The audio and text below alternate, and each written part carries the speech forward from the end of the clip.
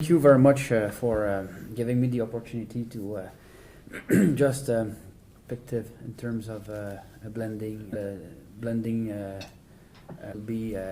will be defined this year in 2015, but we all know that there will be tremendous gaps to be fulfilled. According to organizations such as World Bank, there will be like $1.5 trillion yearly in terms of a gap to be fulfilled in infrastructures investments. Such as agro-business, energy, and health facilities. So Canada's, as you know, our top priority is maternal, newborn, and child health. In terms of development, the Prime Minister Harper made it a personal priority in 2010 with the Moscow initiative during the G8 summit. And there was a tranche from 2010 up to 2015 that was very successful. When I speak to the stakeholders, everybody said we didn't know at this point how far we would get with this. So we have the second tranche to address, which is 2015 up to 2020.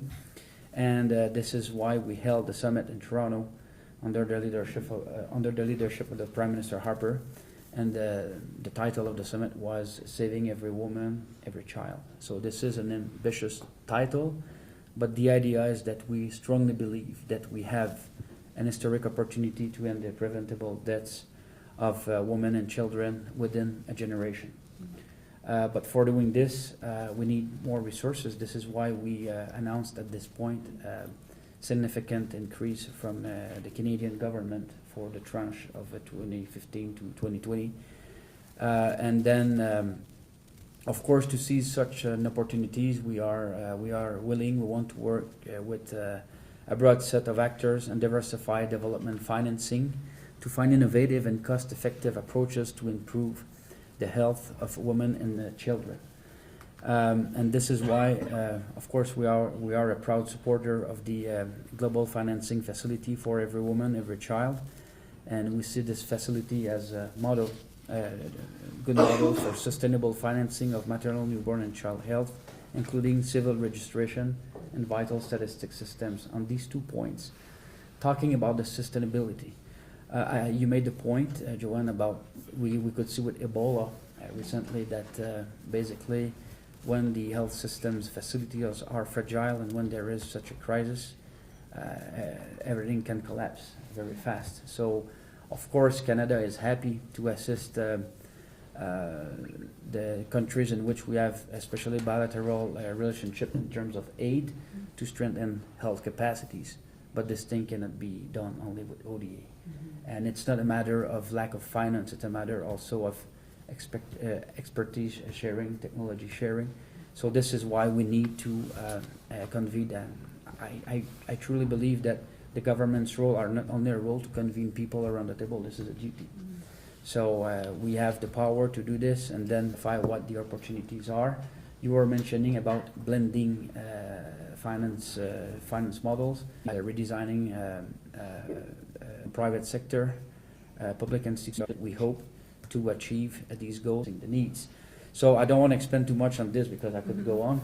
But the second point that I want to make about the GFF is the fact that the Government of Canada amount of money about vital statistic system investment that we want to do through GFF.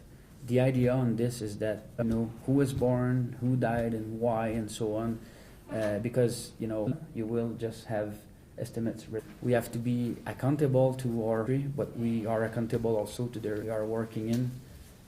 And I think that if we don't have any data, there is no management possible. So there were a lot of progress done through some UN commissions in the past on accountability, and then we want to push this thing forward. And the idea is that if we can push on the civil registration and vital statistic system through health, of course, this is a good port of entry. But after that, you can expand this for education. This is just, I think, a basic fundamental system that has to be built on, and we truly rely on GFF, a sustainable system with, I would say, a common words, because you need to have an interoperable system too that works in different countries. So this is basically what I had to say, but of course I invite you to join us in lending support to the facility as a concrete step to end the preventable deaths of women and children, and after that even go beyond these goals in terms of long-term sustainability. So thank you very much for having me here this morning.